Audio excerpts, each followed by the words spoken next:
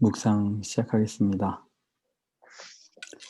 오늘 잠들기 전 묵상한 구절은요. 데살로니가 전서 2장 10절부터 20절까지 말씀. 제가 읽고 영철, 그다음 전도사님, 형제 이렇게 읽겠습니다. 우리가 믿게 된 여러분 가운데서 얼마나 거룩하고 의롭고 흠없이 행했는지 여러분이 증인이며 하나님도 그러하십니다. 여러분도 알다시피 우리는 여러분 한 사람 한 사람을 대할 때 아버지가 자기 자식을 대하듯 여러분을 권면하고 위로하고 당부했습니다. 이는 여러분을 불러 자기의 나라와 영광에 들어가게 하시는 하나님께 합당하게 행하게 하기 위한 것입니다. 또한 우리가 하나님께 끊임없이 감사드리는 것은 여러분이 우리에게서 들은 하나님의 말씀을 받을 때 사람의 말로 받지 않고 실제 하나님의 말씀으로 받아들였기 때문입니다. 이 말씀이 또한 믿는 여러분 안에서 역사하고 있습니다. 형제들이여, 여러분은 그리스도 예수 안에서 유대에 있는 하나님의 교회들을 본받는 사람들이 됐습니다. 이는 그들이 유대 사람들에게 고난을 받았듯이 여러분도 여러분의 동족에게 고난을 받았기 때문입니다. 유대 사람들은 주 예수와 예언자들을 죽이고 우리를 박해하고 하나님을 기쁘시게 하지 않고 모든 사람들을 배척했습니다. 그들은 우리가 이방 사람들에게 구원을 받도록 말씀 전파하는 것을 회방해 자기의 죄를 항상 가득하게 합니다. 그러므로 마침내 그들 위에 진노가 임했습니다. 형제들이여, 우리가 잠시 여러분을 떠난 것은 얼굴이요 마음이 아니니 우리가 여러분의 얼굴을 보기를 더욱 열정으로 힘썼습니다. 그러므로 우리는 여러분에게 가고자 했고 특히 나 바울은 여러 번 가려고 했습니다. 그러나 사탄이 우리를 막았습니다. 우리 주 예수 그리스도께서 다시 오실 때 그분 앞에서 우리의 소망이나 기쁨이나 자랑이 면류관이 무엇이겠습니까? 여러분이 아니겠습니까? 여러분이야말로 우리의 영광이요 기쁨입니다. 아멘. 아멘. 아멘. 바울이 이제 데살로니가 교회에 편지를 썼는데요. 부르심에 이제 합당한 삶의 태도에 대해서 이야기를 하고 있습니다. 이 보통 바울의 서신 있잖아요. 로마서, 고린도전서, 고린도후서, 뭐 여러분들 알고 계시는 뭐 빌립보서, 빌레몬서, 뭐 모든 편지에는 이유가 있어요. 여러 가지 이유가 있는데 그 중에 편지를 쓴 주된 이유는 뭐냐면 편지를 받는 교회나 사람이 문제를 가지고 있어요. 어떤 공동체 안의 문제. 그 문제를 해결하기 위한 대안으로 이제 해결할 수 있게 복음을 다시 한번 제시하는 거거든요, 바울이. 보통 서신서들이 이제 그렇게 쓰여 있다고 보면 됩니다. 그래서 로마 교회에 있는 문제는 이제 복음에 관한 문제였죠. 이제 그 복음에 관한 문제를 또 어떻게 해결하느냐에 따른 이제 그런 이야기였고, 고린도전서, 고린도후서에 대한 문제는 교회 안에서의 분열, 또 이제 여러 가지 크게 한 네 가지 문제가 있는데 가장 큰 게 이제 분열 같은 문제였죠. 그런 것처럼 이 데살로니가 교회에도 문제가 있었어요. 그래서 오늘 그 문제 이제 가볍게 다루고 있거든요. 진짜 문제는 이제 4장, 5장에서 나오는데, 이제 갑자기 복음을 전하는 이 바울의 일행이 이런 이야기를 해요. 우리가 여러분 가운데서 얼마나 거룩하고 의롭고 흠없이 행했는지 여러분이 알고 하나님도 안다라는 거죠. 어, 이런 얘기 굳이 할 필요 뭐 있나요? 만약에 예를 들어서 제가 여러분에게 이제 제가 여러분 앞에서 얼마나 거룩하고 의롭고 흠이 없었는지 여러분도 알고 하나님도 아시잖아요. 이런 얘기 제가 하면 여러분 별로 뭐 귀담아 듣지 않으시잖아요. 근데 바울이 이걸 왜 굳이 썼냐는 거예요. 근데 바울의 일행이 이제 이런 행동을 보여줬다. 복음을 말로만 전한 게 아니라 거룩한 삶과 의로운 삶과 흠없는 삶을 보여줬다라는 이야기를 바울이 지금 하고 있는 거예요. 왜냐하면 이 데살로니가 교회가 가지고 있는 문제 중에 되게 중요한 문제가 뭐냐면 이제 성적인 음란함의 문제였거든요. 그러니까 되게 거룩하지 못한 행동들을 하고 있었죠. 믿음은 가지고 있고 어제 나눈 것, 엊그제 이제 1장에 있는 것처럼 믿음의 행위, 사랑의 수고, 소망의 인내를 하는 아주 괜찮은 교회였는데, 근데 성적인 음행의 문제가 이게 심했던 거예요. 이방 민족들조차 하지 않는 이 일들을 막 범하고 있었거든요. 그래서 이제 바울이 이 얘기를 하고 있는 겁니다.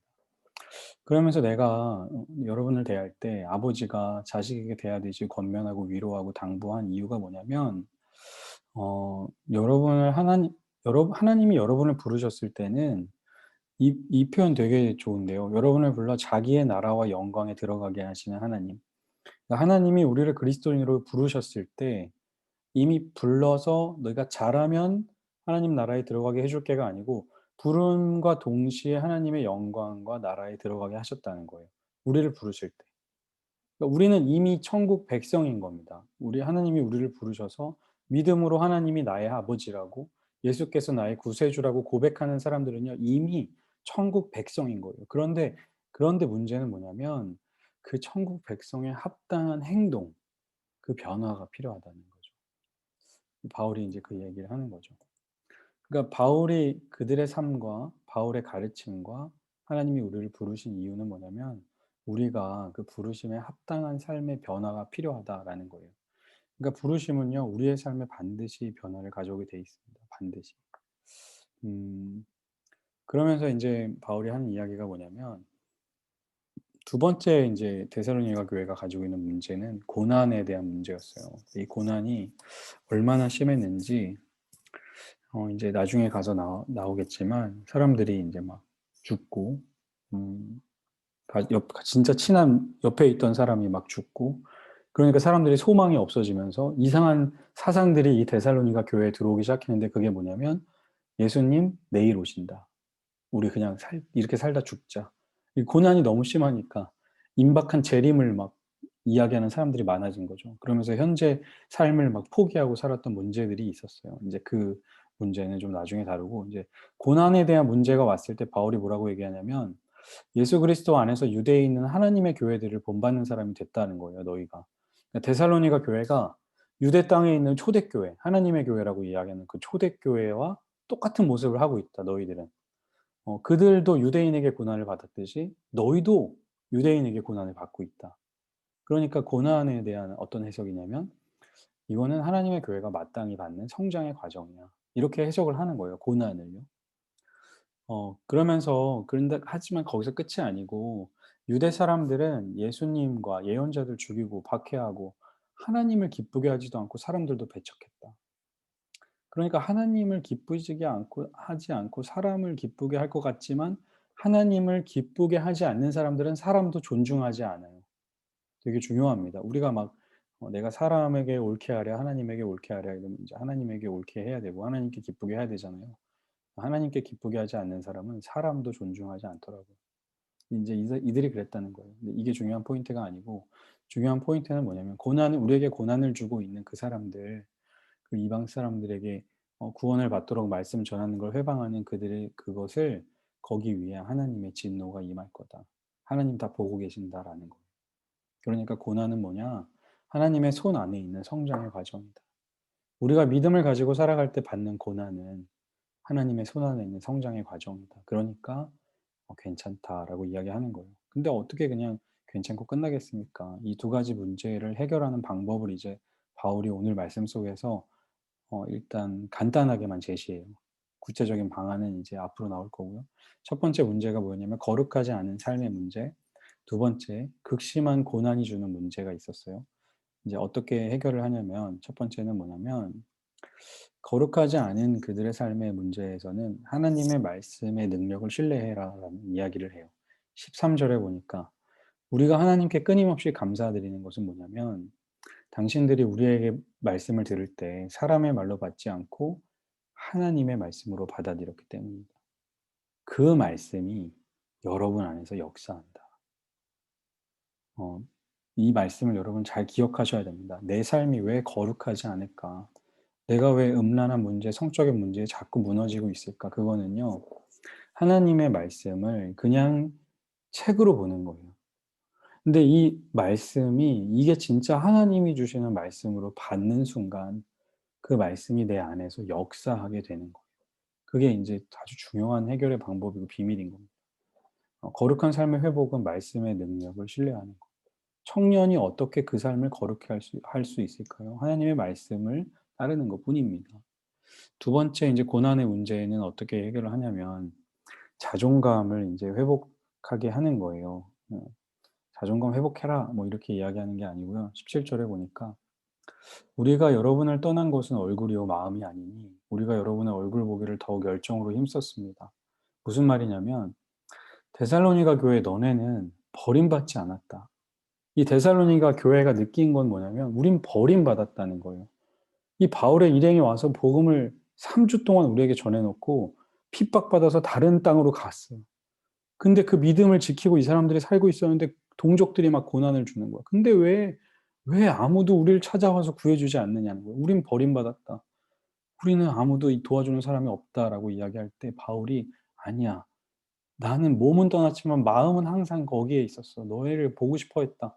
18절에 보니까 가고자 했지만 바울은 또 여러 번 가고자 했지만 사탄이 막았다. 데살로니가 교회는 그러니까 너희들은 누군가 간절히 만나고 싶어 하는 존재다. 너희는 버림받은 존재가 아니다. 라는 거예요. 이런 말을 여러분 들으면 자존감 회복되지 않겠어요? 야, 아무도 너 보고 싶지 않아. 이런 얘기가 아니고 정말 모든 사람이 너를 보고 싶어 해. 라고 지금 이들을 이렇게 위로하는 거예요. 또 어떻게 이야기하냐면 당신들이 예수 그리스도께서 오실 때 우리 앞에 소망과 기쁨과 자랑의 면류관이라. 여러분이 나에게 하나님에게 내가 하나님을 만나면 그걸 내가 자랑하고 싶은 열매는 바로 당신이다. 여러분이야말로 우리의 영광이고 기쁨이다라고 하면서 이 데살로니가 교회가 자존감을 막 회복시켜 주는 거예요. 그러니까 고난을 너희가 이길 힘은 뭐냐? 너네가 어떤 사람인지를 알아야 된다. 말씀의 능력으로 나의 소중함을 깨닫는 거 그게 회복의 길이다. 라고 이제 가볍게 이야기하는 겁니다. 오늘 말씀 다시 기억해 보면요. 하나님이 우리를 부르셨을 때 하나님 나라의 백성으로 삼으셨는데 거기에 합당한 삶의 모습이 참 중요해요. 근데 데살로니가 교회는 이제 그런 행동을 잘 보여주지 못하고 있었습니다. 고난이 찾아왔었어요. 되게 심한 고난이 왔었어요. 정말 이웃이 죽고 막 이런 일들이 눈앞에서 벌어졌을 때 바울은 뭐라고 얘기하냐면 그 고난은 모든 교회들이 겪는 성장의 과정이다. 그리고 고난을 주고 있는 그들을 하나님이 다 보고 계신다. 라고 이야기를 하죠. 어떻게 해결해야겠습니까? 우리의 거룩한 삶을 위해서는 하나님의 말씀의 능력을 신뢰해야 되고 고난에 있어서는 우리의 자존감을 회복해야 된다라고 이야기를 하는 겁니다. 우리에게 던지고 싶은 질문은 나에게 유혹과 고난이 찾아올 때 우리는 어떻게 극복하고 있는가? 성경이 제시하는 방법인가 아니면 나만의 방법인가? 우리에게 질문을 던졌으면 좋겠고요. 말씀을 통해 얻는 참된 자존감, 자아상을 회복하게 되는 우리가 되기를 간절히 바랍니다. 네, 지훈 형제, 혜연 자매 반갑습니다. 기도하고 마치겠습니다. 하나님 감사합니다. 데살로니가 교회가 고통받고 있었고 또 그들의 삶이 많이 무너져 있었을 때 사도 바울이 안타까운 마음으로 그들에게 편지하며 하나님의 말씀의 능력을 신뢰하게 하셨고 또 그들이 얼마나 소중한 사람인지를 깨닫게 하여 주셨습니다. 하나님 우리의 삶에도 찾아오신 하나님의 말씀의 능력을 신뢰하며 우리의 거룩한 삶을 회복할 수 있도록 도와주시고 또한 우리가 고통과 어려움 중에 있을 때 여전히 우리를 사랑하시고 또 우리의 또 구세주 되시는 그 주님으로 인하여서 참된 우리의 자아상을 회복할 수 있도록 인도하여 주옵소서. 이 밤에도 평안함 주실 줄 믿습니다. 감사드리며 예수님의 이름으로 기도합니다. 아멘. 수고하셨습니다. 감사합니다, 목사님. 네. 감사합니다.